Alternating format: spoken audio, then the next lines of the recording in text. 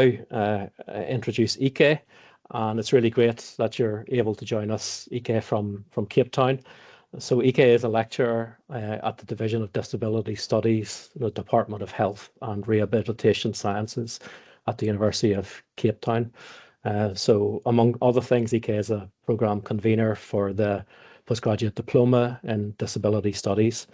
And today's webinar is obviously focused on disability inclusive disaster risk reduction, and some of the kind of key take-home points that Ike will bring to the table is around how to mainstream disaster inclusive disaster or disability inclusive disaster risk reduction, and the importance of an integrated approach, about centering disability so that nothing about us without us through DIDRR, and then also start to consider kind of how to include this throughout the disaster management cycle, so prevention to recovery before, during and after disasters. So Ike, I will stop sharing my slides and then I will ask you to share yours, and then I will hopefully be able to get to some of the chat comments that people have been adding. So I will stop sharing my slides now, Ike, and please feel free then to share and to begin your presentation.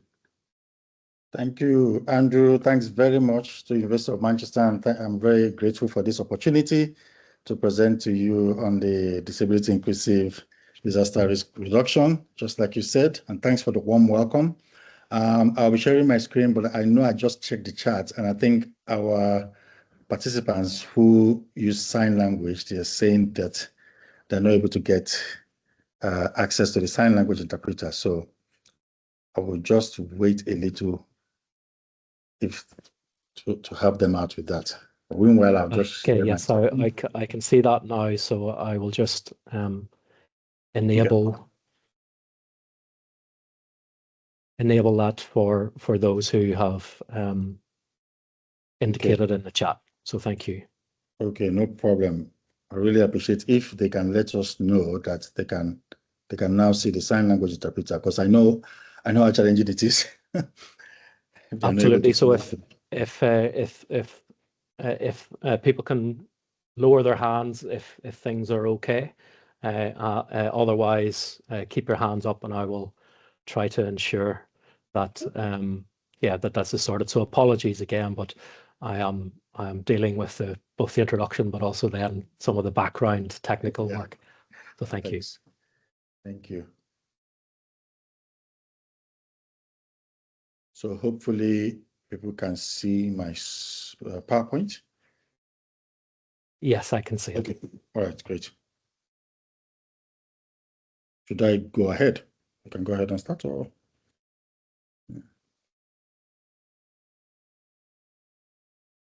Okay, there's the sign language interpreters. All right. Andrew, I can go ahead? Yes, please go ahead. Right. So I can see okay. Three of you. So yes, please go ahead. Thank you. All right, everybody. Good evening. Sorry, is it okay if we can go back? Because I missed the first 10 minutes. Is that okay? Because I missed it. Just a summary, if that's okay. Just a summary about everything that's kind of you just said. Obviously, I just for everyone's benefit, but I just really missed it. Everyone else got that introduction, but I didn't, if you don't mind. Apologies. My introduction was really just some of the housekeeping around the fact that people's obviously welcoming people to the webinar, but also that people's cameras and mics are turned off because of obviously the large number of people. But then I was also apologizing because as well as doing my introduction, I'm also dealing with some of the technical challenges in the background. So apologies that I've only gotten to yourselves in the last moment or so seeing the chat.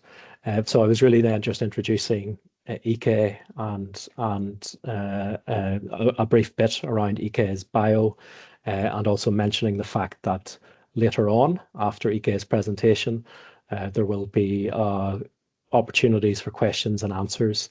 So at that point, I will ask people to raise their hands, and I can enable cameras and microphones, but people can feel free to add questions to the chat as we go, as well as then also to the Q&A function. So the recording of this presentation will also be made available, and I will add to the chat the link that people will be able to access the recording probably next week. Via that link, people can also access all of the previous webinar recordings. So hopefully that will help people who perhaps missed the fullness of the introduction. But I think at this point, I will then just move on. EK, I can see your slides, so please feel free to begin your presentation. Right. Thank you very much again, Andrew. And I was saying thank you for the warm invitation. University of Manchester, I really appreciate this opportunity to talk to the audience around disability inclusive disaster risk reduction and why it matters. So that part, disability, why it matters. So it's not just me, so I'm part of a group of stakeholders who are working together to try and mainstream disability inclusion in disaster risk management.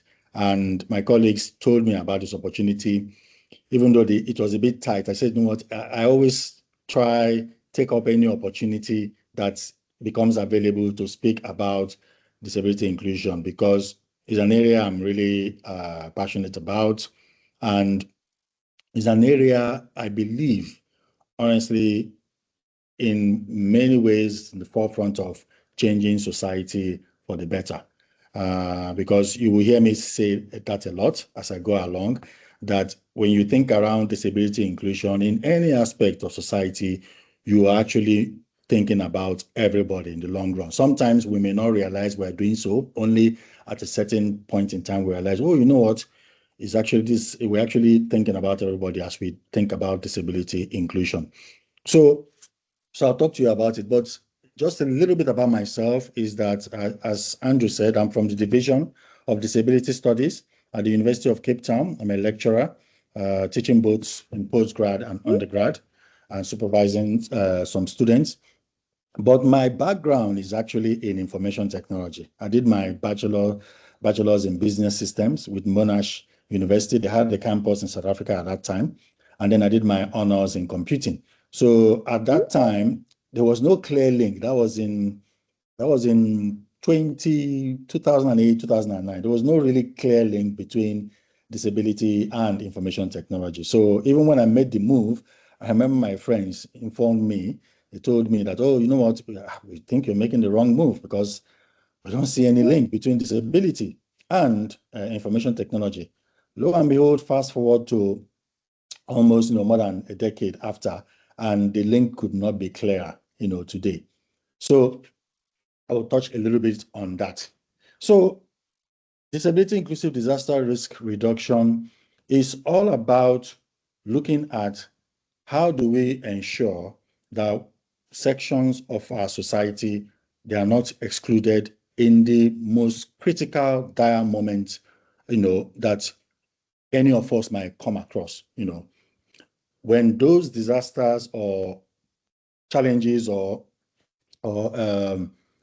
floods or what have you, man-made or not, happen, we all are in that position whereby we need the most urgent and fastest support to be able to get to safety, or even from the preparatory stage. So, okay. So Andrew has already alluded to this. So it's by the end of this talk, I'm hoping that you'll be getting a sense of what to consider when you're thinking around mainstreaming disability inclusive disaster risk reduction.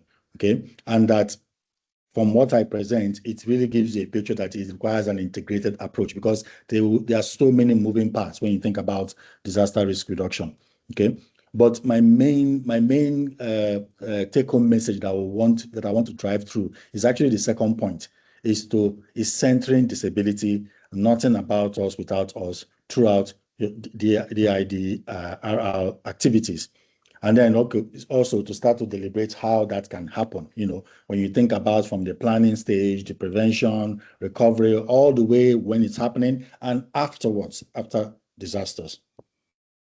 So like I told you earlier, we're a large team, and this is by no means exhaustive, because this is actually the cohort of team of partnerships which came together when we started this endeavor. If I remember, I think in 2023, yeah. So I and my department were invited to join the group to bring the disability inclusive aspect of it, since that's the area we deal with. But it involves the University of Cape Town's emergency medicine, disaster. They deal with the disaster and emergency response and access.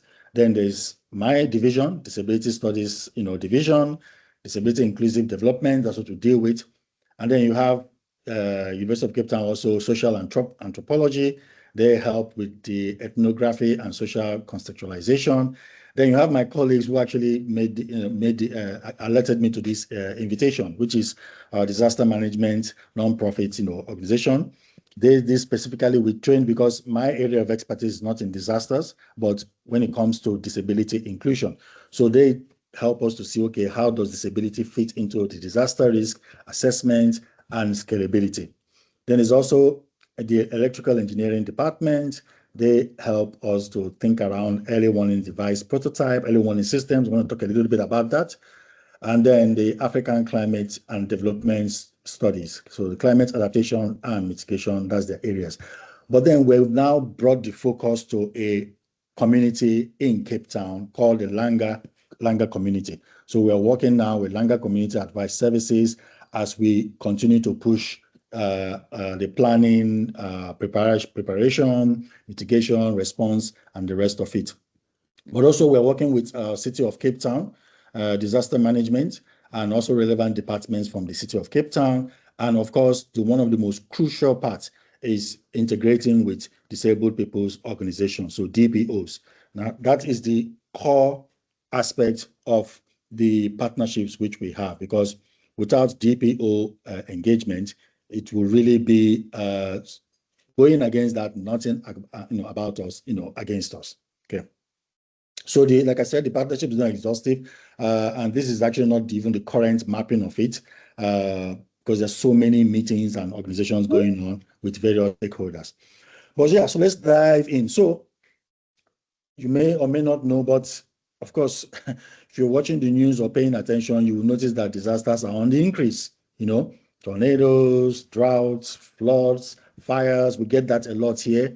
In California and Canada, we hear about these things all the time. But the most crucial part is, what lessons are being learned and what planning goes into preparation for such events when they happen, and learnings that happen so that we can be better prepared. So because it's an iterative process, it's something that never stops. You learn from one aspect, you draw in, getting data, you use it to go back to the drawing board, look at, okay, what can we work on more to be able to better prepare.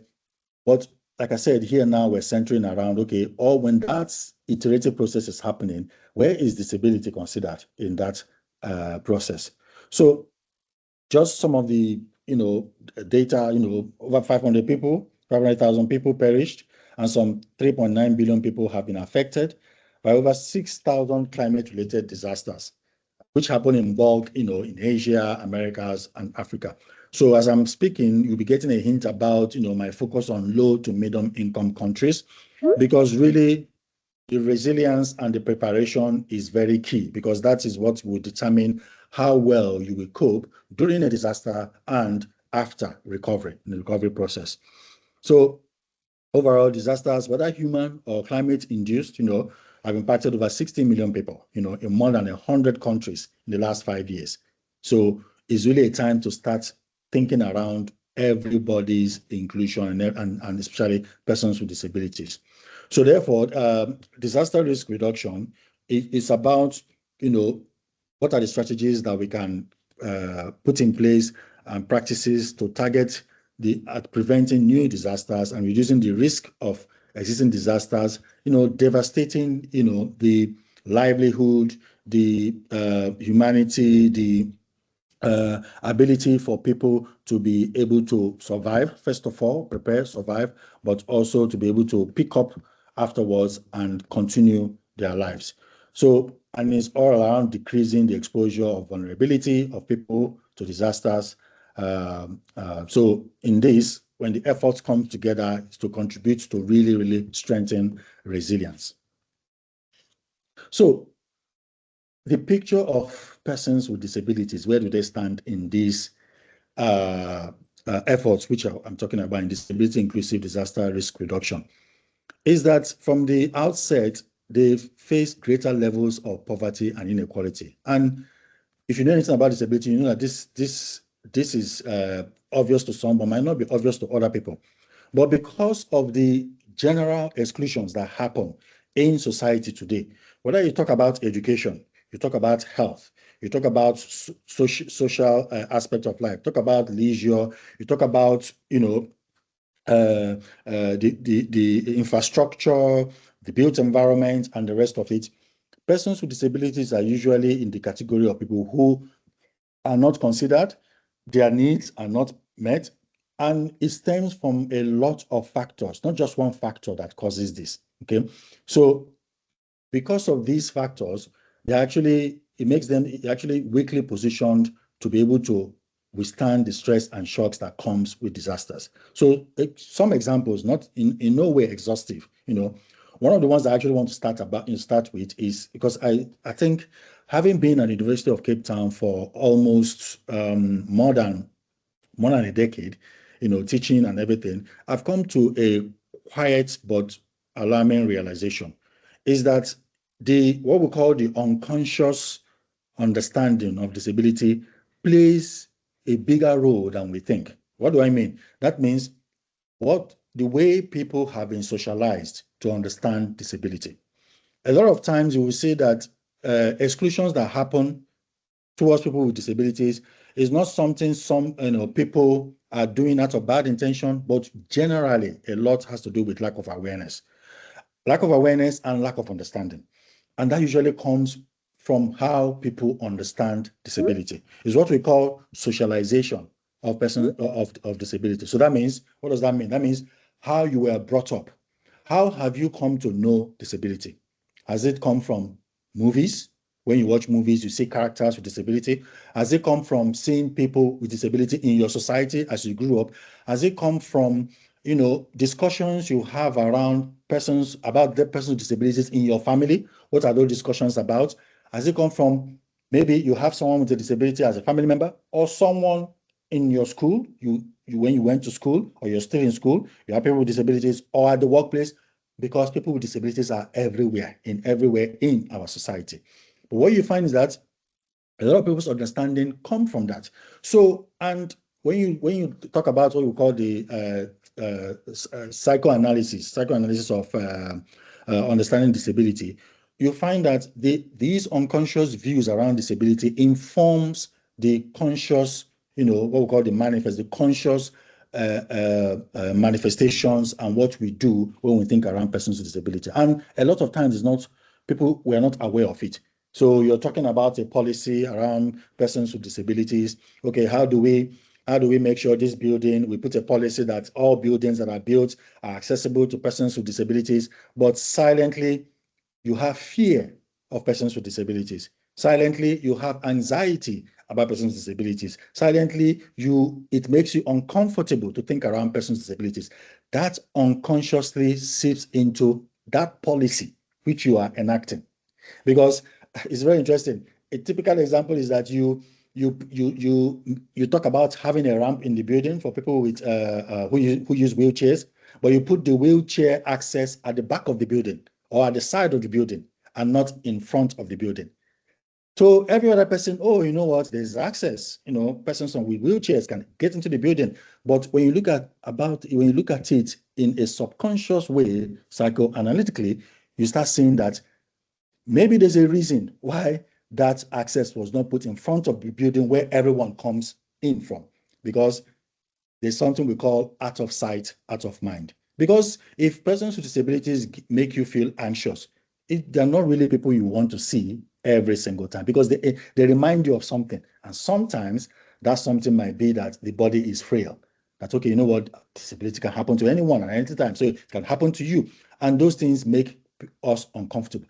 And let me say, there's nothing wrong with having those feelings. That is what makes us human.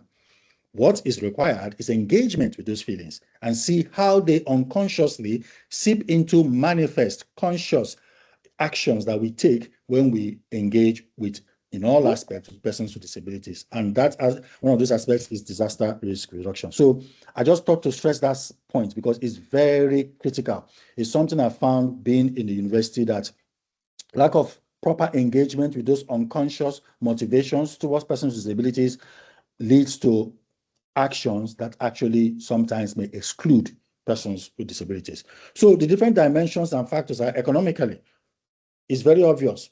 If persons with disabilities don't have access to education, it's very obvious that livelihood will be interrupted. They will have lower levels of economic, socioeconomic status will drop. Okay, so lower levels of income mean, probably living in places where the structures there cannot withstand hazards. I mean, typical example here in Cape Town, where we are, we have what we call our informal settlements. And in informal settlements is buildings that are built with zincs, from the wall to the ceiling and everything.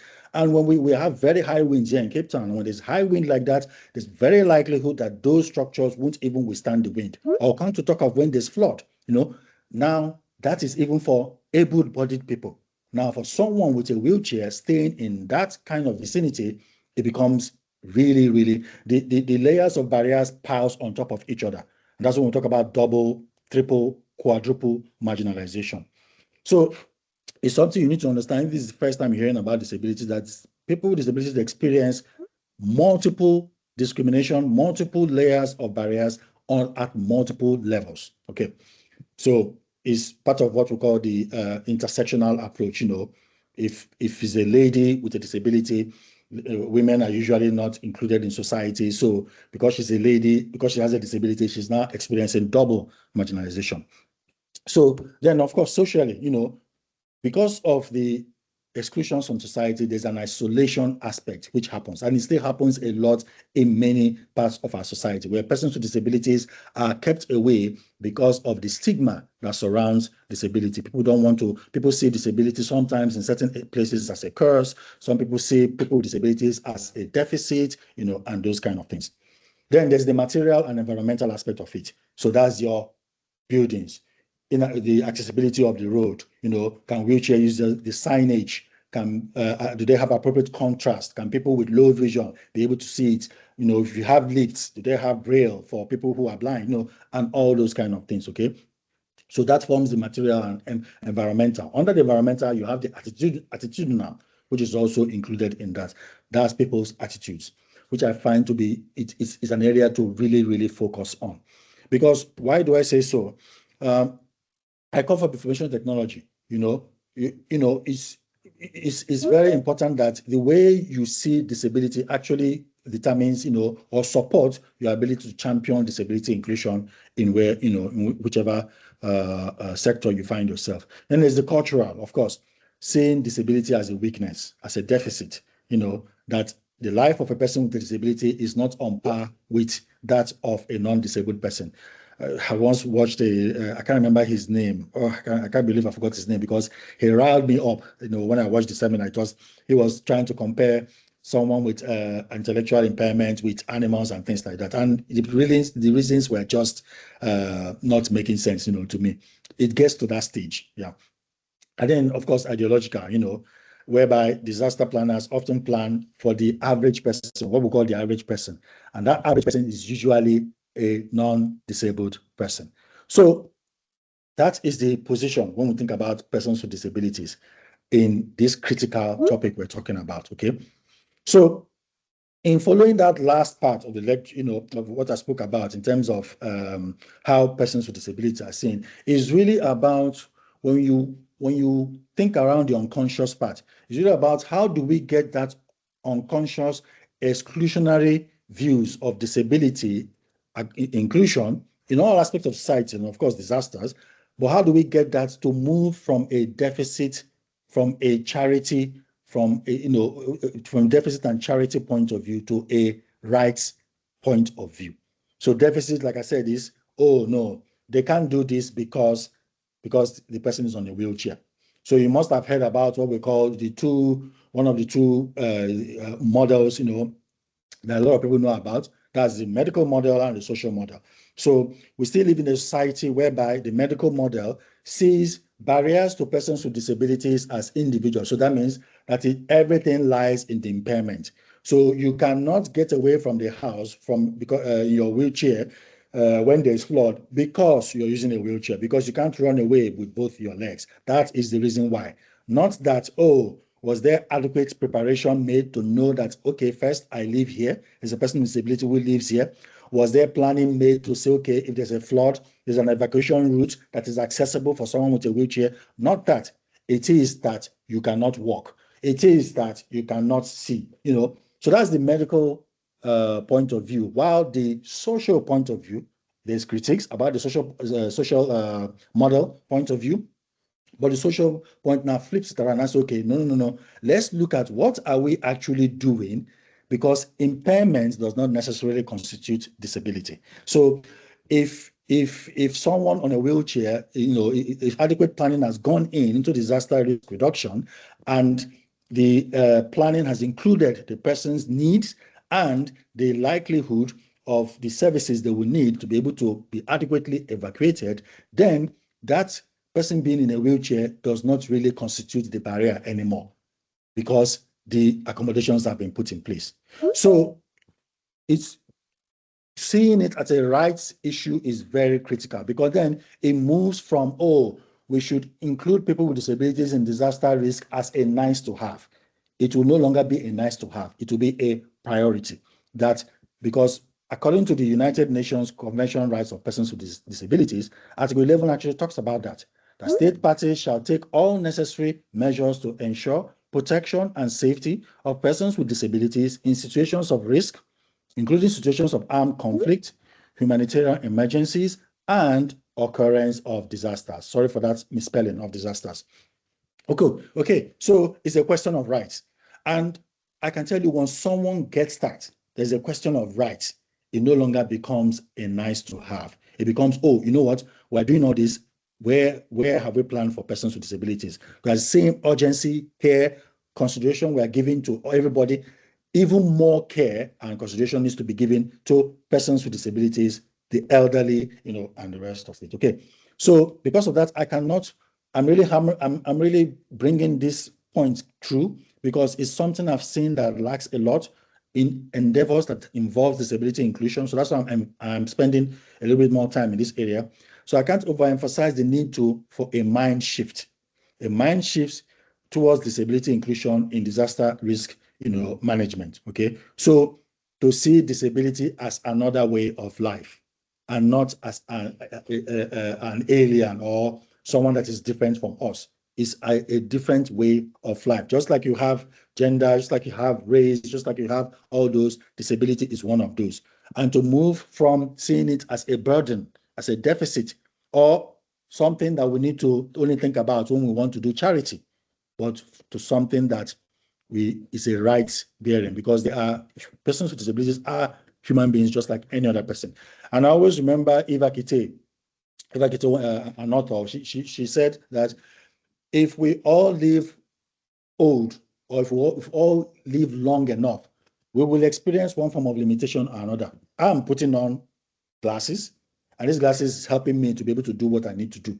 And yes, some people might argue, oh no, I don't really think that's a disability. But for me personally, these glasses, the provision of these glasses is enabling me to be able to go through this presentation, talk to you about it, and be able to actually, comfortably deliver this presentation because of the accommodation of glasses.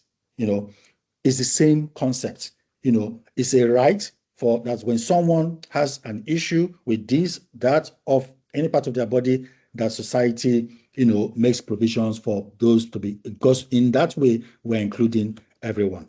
So I have a picture at the bottom right of the screen. Is a picture of Langa, the community where we are working in. It comprises the formal settlements and informal settlements. Okay. So to also see disability as an asset, what does it add to our society? And I'll just give you a couple of examples. Inclusion of disability in disaster risk reduction.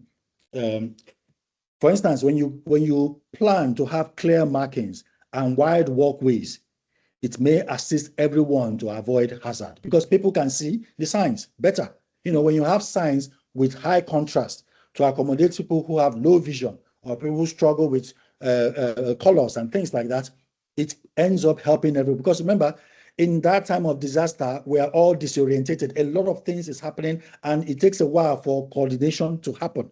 So accommodating a person with disability in that aspect ends up accommodating everyone. When you have sloped, sloped routes, or routes that are a bit flatter and tarred and things like that, it makes evacuation faster. If you're doing it for someone so that someone with a wheelchair is able to wheel themselves out fast enough, you are also assisting mothers who are using prams to wheel their children out, or people who are trying to evacuate to take their luggage out, or individuals who don't have a disability who are injured. They're able to also get out on time. Okay. Then the big one today, accessible early warning systems. So those alerts we send to everybody that this is happening, get out on time so that you're not in the pathway of a hurricane or what, and this and that. If you're in a situation where the hurricane is happening and hurricane comes with a lot of noise and you're not able to hear, accommodating, making sure that your early warning system has a caption aspect to it, or subtitles, whatever you want to call it. Subtitles are, the words that actually spelled out what the person is saying on TV or on the large monitor, actually also helps people in disasters when there's a noisy situation. And these are just a couple of examples. So that just gives a little bit of glimpse that once you start trying to include persons with disabilities in disaster risk reduction, you're actually ending up including everyone. And in those instances, we experience what some people will call it temporary disabilities or situational disabilities, whereby either you're temporarily, you can't hear, or temporarily, you can't see where you're going or things like that. These accommodations are not just for persons with disabilities alone. So I and my colleagues at the disaster risk management, they've introduced what we call the community risk management, and that has really been going on to educate our community in the Langa community that not only is disability inclusion disaster risk important, but also that it is a right. So just consider this grim reality that happened. Okay, a horrifying story of Belinda, called Benny in New Orleans. I'm sure probably a lot of you heard of that disaster. A wheelchair user with quadriplegia, she had been trying to evacuate for days before Hurricane Katrina hit. Despite her multiple desperate pleas and those of her friends, she was later found dead in her home, effectively abandoned. And this is not the only story. There are many others. And especially we know of this one because it was reported. When you think about similar stories in low to medium income countries where I am, there are many of them that are untold, unheard. It just begs of the silence and isolation and neglect when it comes to inclusion of disability. So disability inclusive disaster risk reduction is really about this, to prevent things like this from happening, because it doesn't only happen to persons with disabilities, but mostly it happens to disabilities. So my colleagues, the disaster risk management team, they've mapped out, what are the various areas of focus for disaster risk management. So when you're looking at that, typically it starts from thinking around how do we completely avoid the risk. That's your prevention. Then after that, you now think around, okay, after we worked on prevention, if it's going to happen, how do we limit any adverse effects of a possible disaster? Okay. After that, then you now think around, okay, what better preparations can we do to make sure we effectively respond when disasters occur and after the disaster occurs? Okay. That moves us into the response, taking actions immediately, during, or after the disaster.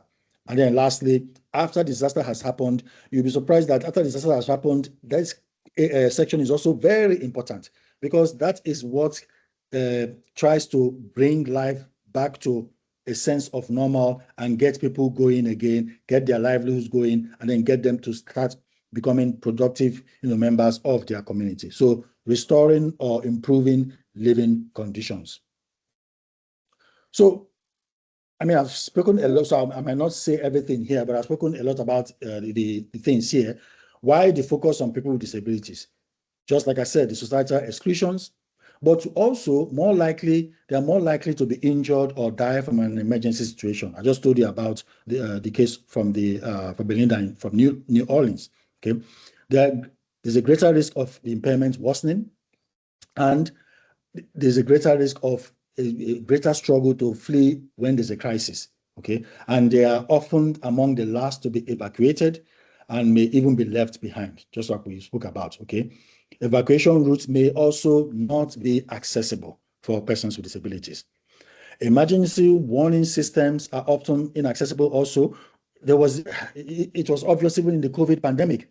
I mean, I remember, as you remember, we all had to wear face masks, during the COVID pandemic. And we later found out we didn't really think about persons with disabilities who use lip reading to be able to understand what is being said. And if you remember, during that COVID-19 period, we needed quick, rapid information to be able to act fast as possible. And information was just coming on the go.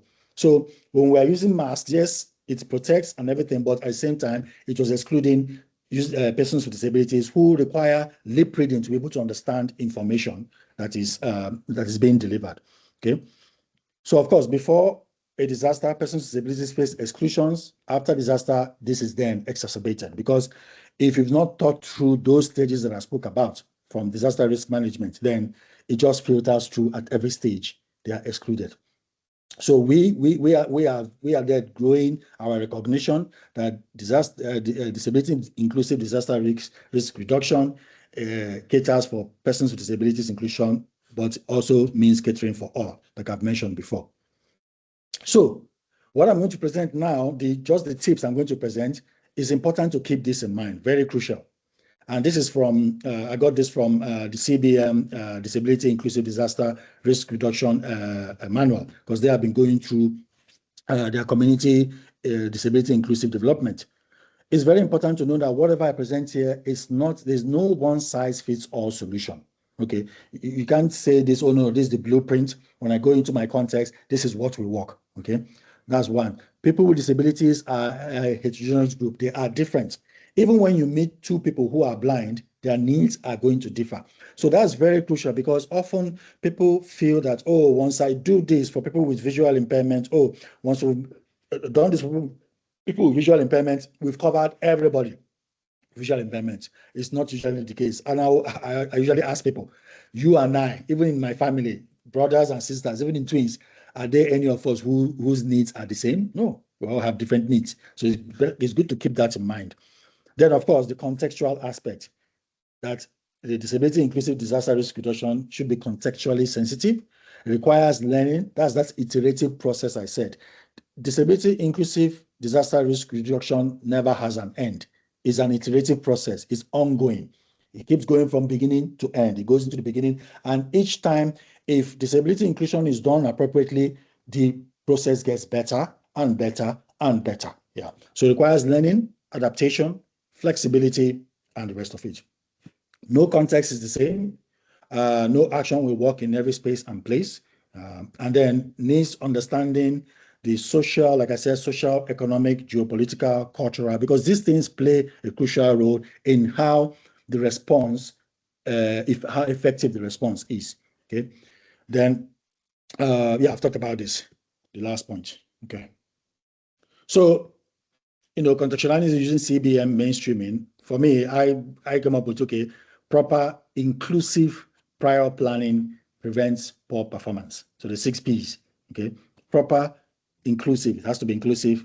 Prior planning prevents poor performance, because in every sector, in every aspect of disability inclusion I've looked at, whether it be in education, that's curriculum, in the built environment, in health, in social space and everything, one thing rings true, is that when prior planning has not been done to include persons with disabilities, you're going to encounter difficulties. It's not that we won't encounter difficulties at all, but no, prior planning helps to reduce the amount of barriers persons with disabilities will experience to the barest minimum that we can. It's not that there won't be any barriers at all. No, I say it's literally impossible to eliminate all barriers, but we can strive to reduce it to a point where it's almost negligible, where we can then say, okay, you know what, This is what we need to do for this individual, that individual. So we need to take care of the systemic accommodation when it comes to disability inclusive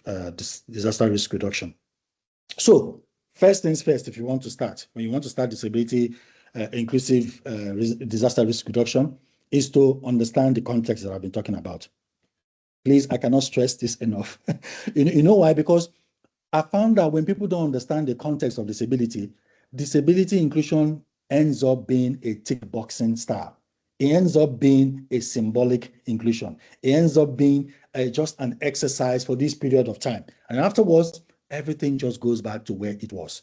So that's why that mind shift I'm stressing is because I've seen that people that mind shift has occurred, they don't need anybody to continue chasing them to say, oh, have you thought about disability inclusion? They keep going on their own because the light bulb has come on. They've seen the benefits of disability inclusion.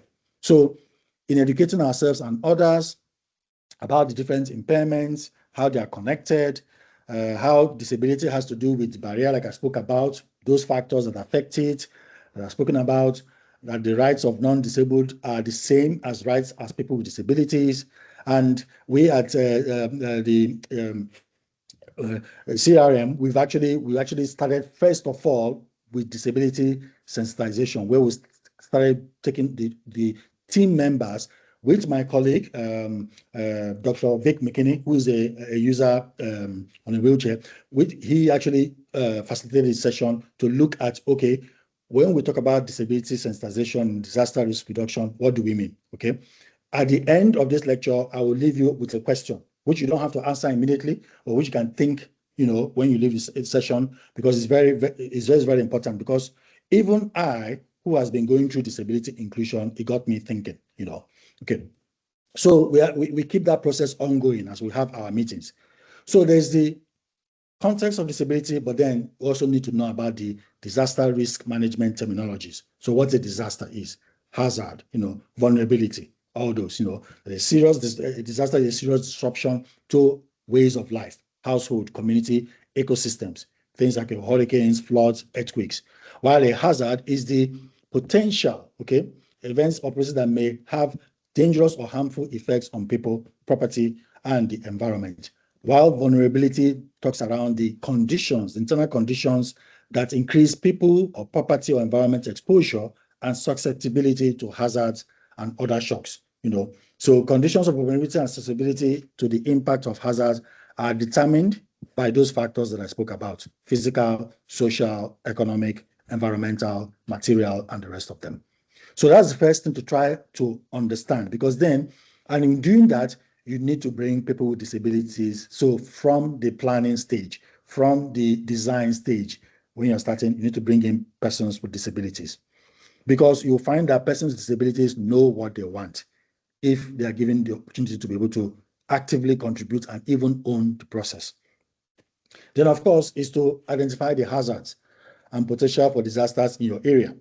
So in our workshops, we had workshop mapping exercises, including persons with disabilities. And that is where, for the first time, we got the exercise, like I told you. One of the exercises was, okay, where you are living, in the building where you are living, go back and look at what are the evacuation plans that are in place. After that, then try and interrogate, are there any evacuation plans for persons with disabilities? And I didn't think about that. And only thinking around that, and I started saying, oh my goodness, if something were to happen today, and I don't even know if there are persons with disabilities where I stay. So it's good to start thinking around those kind of things, and then see how you can engage with different stakeholders to ask for preparation for those kind of emergencies. So of course, to be aware of your space awareness, the roads where, when emergency happens, where do you need to meet? Are the roads accessible for different kinds of users? Okay. And what is the fastest way for persons with disabilities to be able to evacuate it? And are there people in charge to say, okay, you need to check that all persons with disabilities have been successfully evacuated, and the rest of it?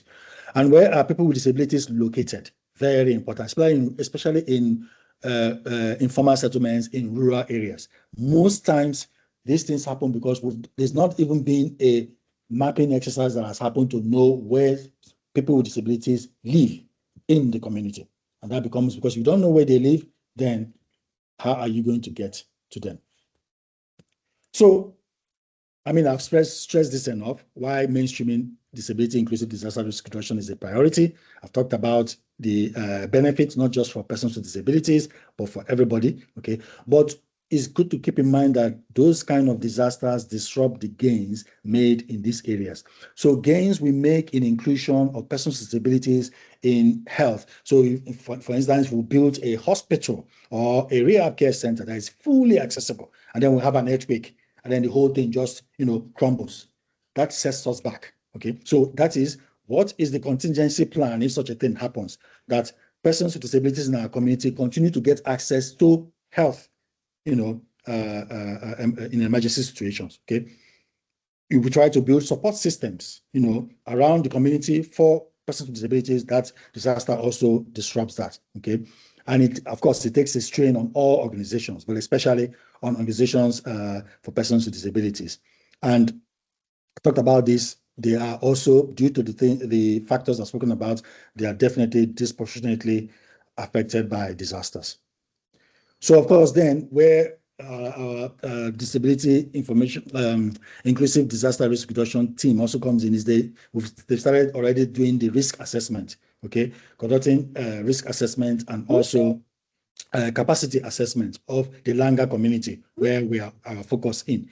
So what is the reality? You need to know what the reality is for persons with disabilities in your community. So their livelihood, do they have a job? What is the financial situation like?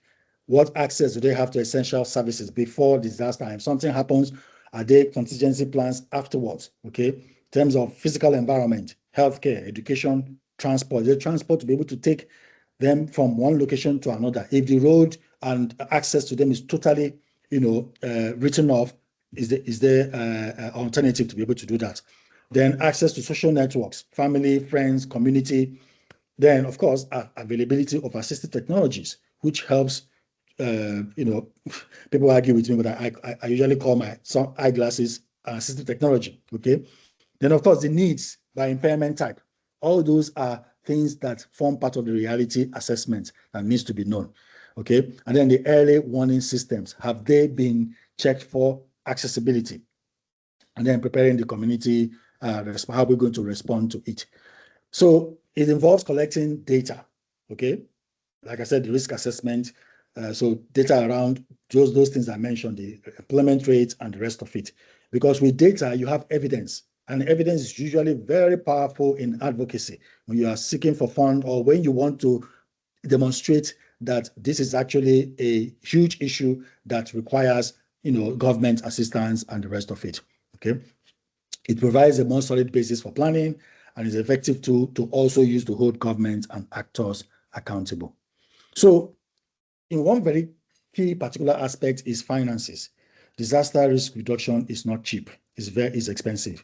And the team has actually started looking into that. And we've established what we call the rewards platform program, whereby the community members are able to buy into services which they need, and they get a rewards, afterwards. So we call it a rewards platform. And right now, it's currently, I did an initial testing of the accessibility that's gone offline to make some changes. And afterwards, we'll do another test in terms of accessibility so that our users with disability are also able to access the rewards platform. And that is really geared towards thinking around sustainability of the activities which we are going to be implementing. And not only that, for it to be able to scale also. So apart from looking, being able to source funding with donors, government, and the rest of it is also good too, because that's a very unique way for the community, for the disabled people's organization to get ownership. One of the big factors of disaster risk is, financial barriers, limitations. Okay. So, and it requires consultations far and wide. So once you connect with your disability or disaster risk management, you start linking to different aspects of the society, which services which need to be in place for successful preparation, recovery, and the rest of it. Okay. So locating persons with disabilities, like I said, and then engaging with them. Okay. And then knowing who the partners are, identify to know the stakeholders, and then contact them, and then now start working with them. Implement an early warning system, like I said, that is accessible. Okay. So these are some of the areas to look at, not exhaustive by any means, but when you ask yourself these questions, and if your answer goes from no to maybe, then it means it's something that you need to be able to consider even further. So I'm almost at the end because I see I'm at 40 minutes. So, of course, is being able to support disabled people's organizations, okay? Identify them, not just to think that they exist. It's good to consciously identify disabled people's organization, see what they do, what are their capabilities to run projects, and then now see, okay, how can we work together in order to be able to strengthen, connect, and bring in the right partners that are needed, okay? So, and it's very important to pay attention to solutions which persons with disabilities give, because like I said, more than often they know what is to be done. Once all the information is given to them, they'll be able to suggest, what is to be done. Okay, and like I said, we saw that during COVID. So consider intersectional issues that I spoke about: gender implications, the type of disability, where someone lives, the age of the person, elderly and rest, race, when it comes to socioeconomic status. Okay. Then facilitate increased visibility of disabled people's organizations in crisis-related response, because that visibility allows everyone to know that when you think around disasters, persons with disabilities are also a focal point to bring and accommodate during such activities.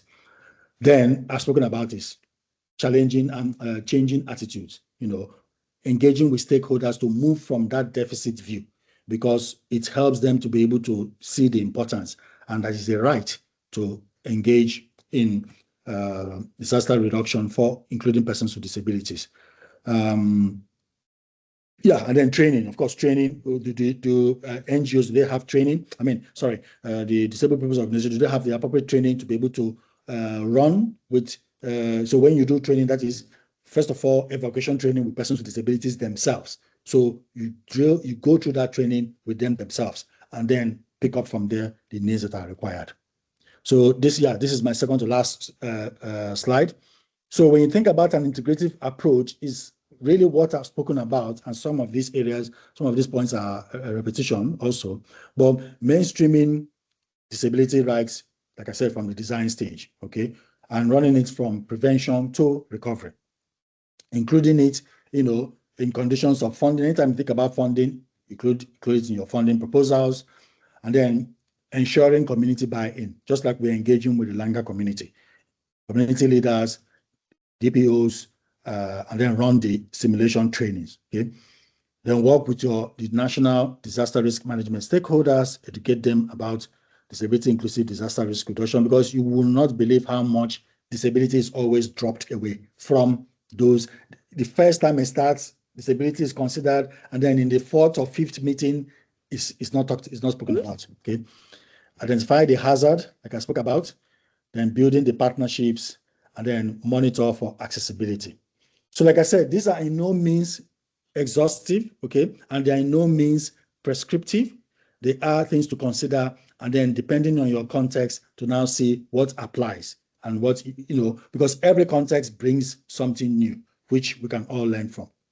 Then finally, this is the activity I said just to keep in mind, because it got me thinking when we did it.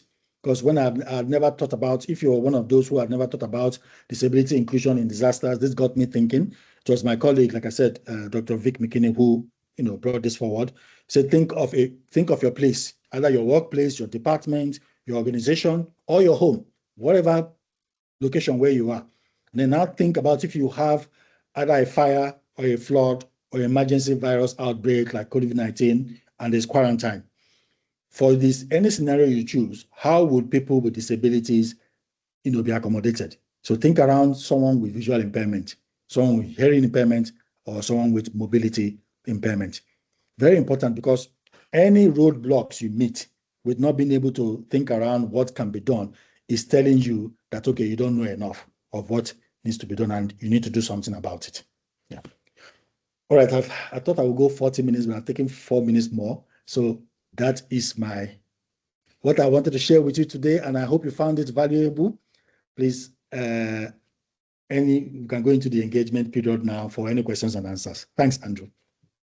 Okay, yeah, that was fantastic, and you'll notice from the chat there's been really great engagement from those in attendance, including questions, comments, and as with all of our webinars, people very helpfully introducing links to various reports and other things that others might find useful. We do have a number of questions in the chat, but also in the Q&A. But I guess through our webinars, we often, rather than just hearing from myself and our speakers, etc., it's always a really great opportunity for people to articulate their own questions if possible. So if anyone has any kind of burning question, before I start to look at those in the chat and in the Q&A, please just raise your hand, because that's the only way that I'm able to identify you to enable your camera and microphone. If you are articulating your own question, then please, before doing so, just say who you are and which organization you're from, or perhaps even just which country you're tuning in from.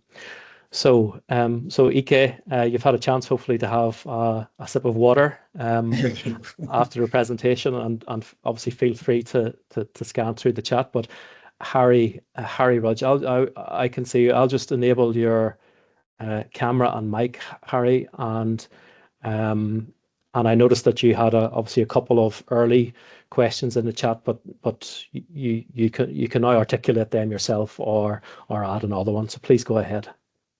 Good afternoon, all. My name's Harry Rudge. I work with the United Kingdom Health Security Agency. We're what's regarded as a Tier 1 responder in law. One of the reasons I put the questions into chat was my team has just gone through, maybe with some of the other people from the UK here, the UK's largest national exercise since World War II on pandemic preparedness. An element of the learning that is coming out of this exercise, which we did actually look to monitor, was health inequality. Messaging in any exercise and in any incident is quite difficult, especially for an agency like ours, who is explaining at pace something very complex to a society. And the diaspora of lesser abled individuals that every nation has, it made us realize, any incident, however small, however large, quite rightly will create that natural anxiety. But it also places much more importance in the moment.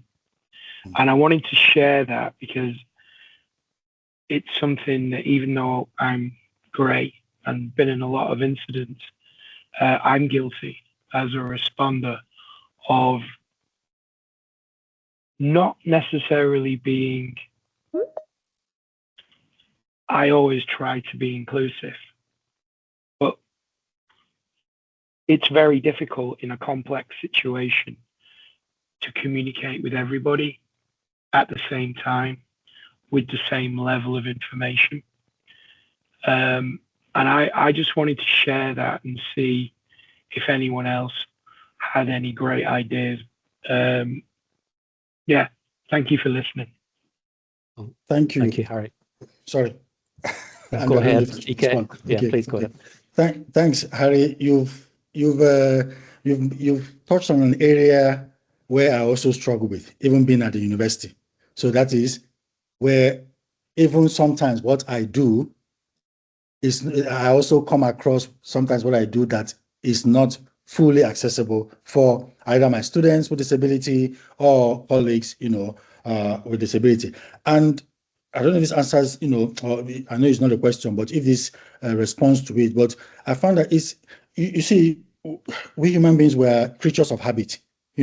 when we learn how to do something, we continue, we just continue doing something the way we know best. So my thinking is that we've not gotten to the stage where these accommodations are fully baked into our, how we do things.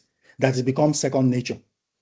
So for instance, if I'm doing a PowerPoint, for instance, knowing that immediately, if you have an image, there has to be an alternative text, with it. Or if you're using a video, there has to be captions in it. You still find one way or another, an image is missing this, or that is missing the other thing. And I don't know how that, because it's something in my mind that's why we try to get everybody involved. A few people cannot bring this change that we are looking at about. You and I cannot bring this change which we are looking to happen. It requires, just like you're saying, the question is, how do we get more people, cognizance of this and actually championing this? And my suggestion is slow, it's not immediate. I still fall back to that mind shift, because as you are speaking, I just feel that you're someone who the light bulb has come on, you see the importance of it and you keep advocating for it. So is that mind shift? How do we get people for that mind to shift, to see the importance of this, but also the benefit? One of the things I've seen in education is making people realize that disability inclusion in disasters is not just for persons with disabilities. Because once someone is able to see that something can also affect me, then there's a likelihood they may listen, and see the reason in it and then probably act on it. So I know it may not maybe clarify what you're talking about, but those are my ideas around your comments. Am I able to respond to that very succinctly? If that's okay. I don't want to steal people's time. It's just some feedback from listening, if you don't mind. One of the biggest challenges that I see, certainly from my agency's perspective, is some of the colleagues in the chat have mentioned something that affects particularly the UK HSA in messaging, which by default we have the unfortunate responsibility of providing information that could and does provide a higher degree of anxiety amongst society, just by the nature of what we do. Certain disabilities, and I'm thinking mental health, neurodiversity, can interpret, we're forced to explain quite complex, and there are times when we can't be succinct because we're supposedly subject matter experts, and we are very conscious that that information in itself as a messaging medium that we need to do can affect the impact on that diaspora of society. I don't want to say negatively, but the individual's preparedness to respond can be affected. And in this moment, I don't have an answer for that. I truly don't. Is it okay to interrupt? Is that all right? Oh, listen, throw tomatoes, please. Yeah, in terms of Reg, I see Reg. So this is sorry. I just wanted to get my point in to respond actually to what Harry's saying. My name's Reg Cobb. I'm deaf. I'm a BSL user. I'm the chief executive of a charity called Deaf Plus. And I just wanted to respond to what Harry's saying. When you're talking about messaging, I'm part of the London Community Emergency Partnership Group. I'm on their advisory board. And one thing that I've raised with them is kind of two main activities is communication and movement. Now, when it comes to communication and you're thinking about what the government want to say, what the government want to announce, I think the important thing is about how deaf and disabled people receive the messaging. And it sounds like, Harry, you're perhaps considering how the government want to deliver the message, but actually if you changed how you're thinking to how the message is being received first, rather than how the government want to protect the message. I understand, you know, we're in a culture of liability and you don't want to say the wrong thing and get sued, for example. But as a deaf person, I have access to the English language. I can see the subtitles. But actually, there's 87,000 people in the UK that use British Sign Language and don't use English as their first language. English is their second language. Now, the government release a lot of things in English, and if you break down disabled people, within that you have deaf people, and you know we've got different subcategories of disability, but what I would say is not to worry about the government messaging and actually just worry more about how it's being received.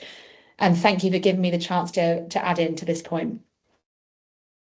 Thank you.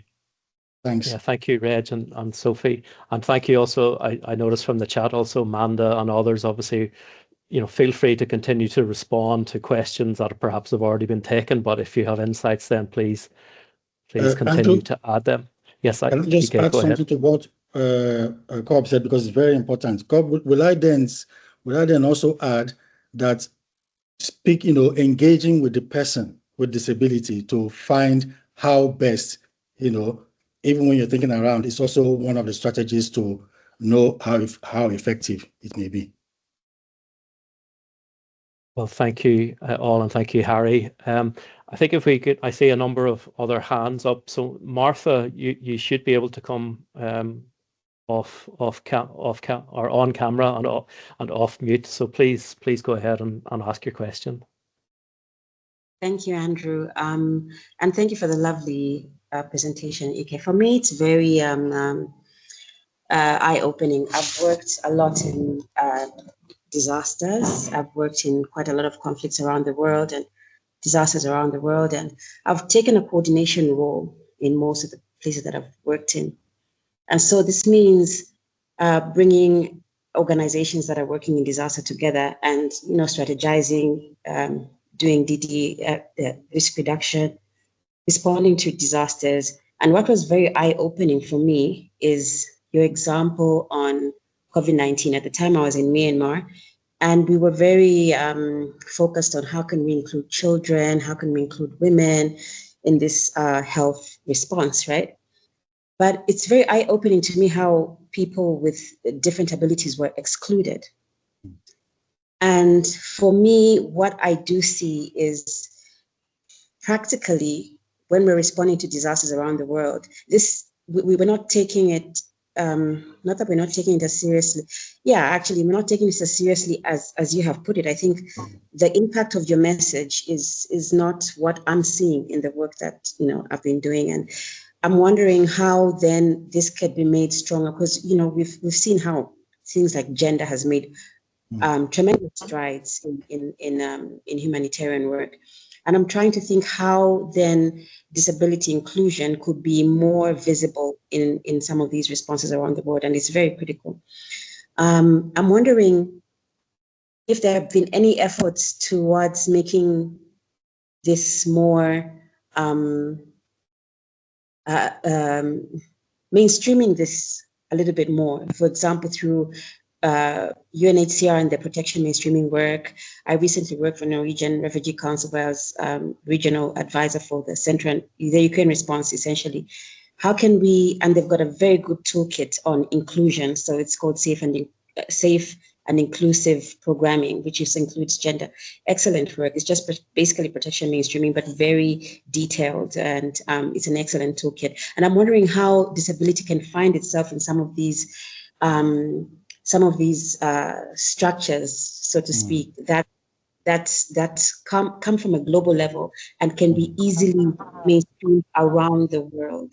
So I think that would be my very high recommendation for this, for disability inclusion. And I'm wondering if there's any strides towards doing something like that. Thank you. Well, thank you, Martha. And I think that probably speaks. I think it was Reg's question in the Q&A around the policymakers and obviously policymakers taking that on board, which I think is very relevant to what Martha said. So, Ike, please go ahead in terms of your experience. Yes. So thanks very much, Martha, for that question, which is critical. In fact, is the whole crux of my presentation, today. I just started with, disability inclusion in disaster. It's just 2 years now. I started working with my colleagues at disaster risk management, and I will give that a plus because that's how it starts. It starts with, people who see the need for this now collaborating and then now pushing through with that. The first thing I will always say is to speak with the people with disabilities, engage with them. In whichever way you can, you find the cohort, get the people with disabilities, speak about it, and then speak with them and say, okay, this is the gaps that I noticed and is very dire. And we've seen that the impact of it is actually something that can no longer be ignored because it's actually something that you can say is an atrocity or something like that. Because if you look at it, that's actually what it is. That story from the lady and so many others. So is to get, engage with persons with disabilities first of all. So okay, this was happening. This is what we've been doing. This is what we're doing. How can we streamline? How can we mainstream disability into these things we're doing? Then you, just like Cape Town disaster risk management guys have been doing. That's okay. This is what we do. How can we mainstream disability into all our activities? And like I told you, people with disability, you just heard, I can't remember his name, you just heard the input he gave about thinking about how the message is received. That's a typical example. People with disabilities know the solutions. If they are given all the information, so if you give them, like now, everything you do, your activities, they will tell you, okay, in this activity, why don't you consider this? Why don't you consider that? And before you know it, you start building disability inclusion into, but like we said, no one solution is foolproof, it's a constant learning and relearning. But I can guarantee you, you will make so much faster progress if people with disabilities are consulted, from the beginning. As you're thinking around that, you make faster progress because you see, it's like we rolled out a learning management system, a new learning management system at my university. So I helped to do the initial accessibility. After that, I told them, no, we need a second level of accessibility testing. And you have to get a student with disability to do that testing. I, as a able-bodied person, will not do that. So I put my foot down, say no. So they got a colleague who uses a screen reader as a startup point to do the testing, because people with disabilities will pick up things which most of us will not be able to pick up, and they will see where solutions or where things are possible or where things are not possible. So that will be my start-off point to get the ball rolling. And then, of course, you can't do it alone. You can't do it alone. You need people who are experienced in, especially persons with disabilities, to help with that mind shift that I said needs to happen, so that you workshop that with your partners and then you take it from there. I'm hoping that, that helps. Absolutely, EK. Yeah, thank you very much, and great insights. So far, and I think just looking at the time, we only have 10 minutes remaining, and I see another hand. Nisar, I noticed a couple of questions in the chat as well, but you should be able to, please go ahead and ask your question. Hello. Thank you, Ikecheku, for the discussions. Thank you, sir. I was just, when I was listening to you, and I recall when you said that one person alone cannot do. So coming from that, I look at that whole inclusive DRR from two sides. One side is the system. When I say, it means the government, the humanitarian actors, so the responders basically. And the other side is the community. Now, typically, when you look at preparedness, when you look at mitigation, those are the times when the communities will have much, much greater role, because that's where the sustainability comes from. So how do you see the DIDRR at the community level, and how can it be promoted, and how can some influencers be found within the community who can make it sustainable on a long-term basis? Thank you. Thank you. Thank you, sir. Very important question. So you're very right. So in that aspect is what we currently are trying to do, and I think we're getting it right. And is, first of all, because we usually look at it from the barriers point of view. You know, this can't happen, that can happen, this can happen. But like you said, flipping the script, and that's okay. What does the community currently have that we can actually leverage for disability inclusive disaster risk reduction? Okay, do they have like a good communication network? So that means maybe they've established a good communication network whereby they are able to get information to everybody in the community, and people know each other. Is a really tightly knit community. That's an advantage which can be leveraged upon in terms of when early warning system happens. You now look at, okay, how can we leverage that good communication so that people get the information? So that's why that mapping exercise is very important.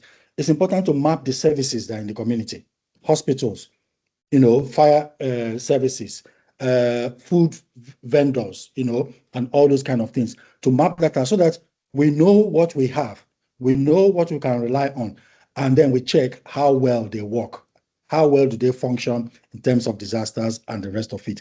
Then I think from then, because ultimately what you're saying is very important, because if the community gets to own the process, that is the best, because they know how critical it is. And because of that, they will put the energy and the passion into it to get these systems to work. So my thought would be map out the assets in the community, speaking with persons with disabilities, and then now say, okay, what is lacking in that in terms of training, in terms of awareness, now start building those in from layer up to layer, and then seeing which partners, are needed. But someone's talked about it, but leverage on policies. If you have laws in the country that really support this thing, because some people, I'd say, some people just not see the importance of this, because some people feel disasters don't happen all the time. Whenever it happens, we'll be prepared and the rest of it. But no. Just like I've been trying to hint, preparation is key so that when it happens. So that's what I would say would be ways to look at it. Yeah. Well, thank you very much. Very insightful and very thought-provoking conversations and presentation, Ike. I just have a couple of not housekeeping slides, but just a couple of little advertisements at the end before we wrap up, and we thank Ike for his fantastic presentation. So if you, I kind of feel apologetic that I'm sharing these after all of the discussions that we've had, but this is really just to flag up a couple of events coming up that the International Consortium and the National Consortium and our other partners are engaged in. Of course, these webinars are kind of a main activity that we're involved in organising, and I do anticipate that we'll have several more webinars in early 2026. But at this moment in time, we haven't yet brought the registration pages together, but we will share those when they're ready. Our main in-person event, however, is coming up in February. And so for anyone in the UK or near Manchester, it would be fantastic if you were able to attend our 4th conference. So this is on the 24th and 25th of February, focused around society and resilience. And we will have particular interest around civil society involvement, children, young people, families, and intergenerational learning. We'll also be having a scenario focused on a water outage, and that will be a means for bringing all parts of the system together in terms of government actors, voluntary community sector organisations and others together to think about what we would do in response and recovery in relation to that. You can see the web page for the conference there. It is a it's an in-person event, but it's also the only one where there is a charge, unfortunately, whereas all of the webinars, of course, are free to attend. And my final slide is really just to point out the fact that webinar recordings will be available. Probably this recording will be available some point next week. But we do have 38 previous webinars that are currently available via the NCSR webpage, which you can check out there. And please also check out the RBOC network website as well, which is also one of our partners in this series.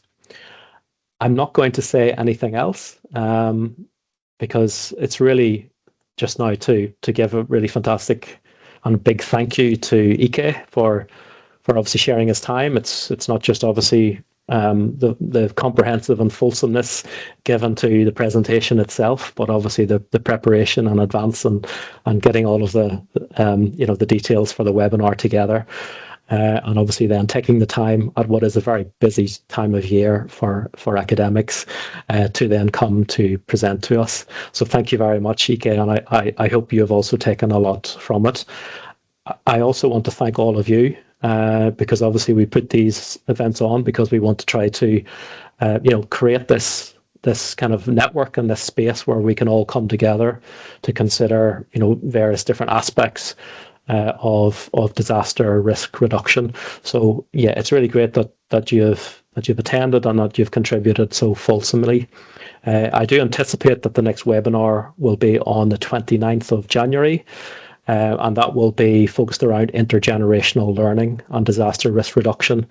And that will be a colleague from the University of Manchester, but really very much drawing upon experience from Asia and South America. So the details of that webinar will be shared in due course. So it really just leaves me to thank you all for attending and contributing, and I look forward to seeing you at our next webinar. And yeah, I hope you have a really great holiday period coming up, and I will see you in January of 2026. So thank you very much. Ike, if you're able to stay on the call, then we can have a little chat. But thank you, everyone. Thanks all.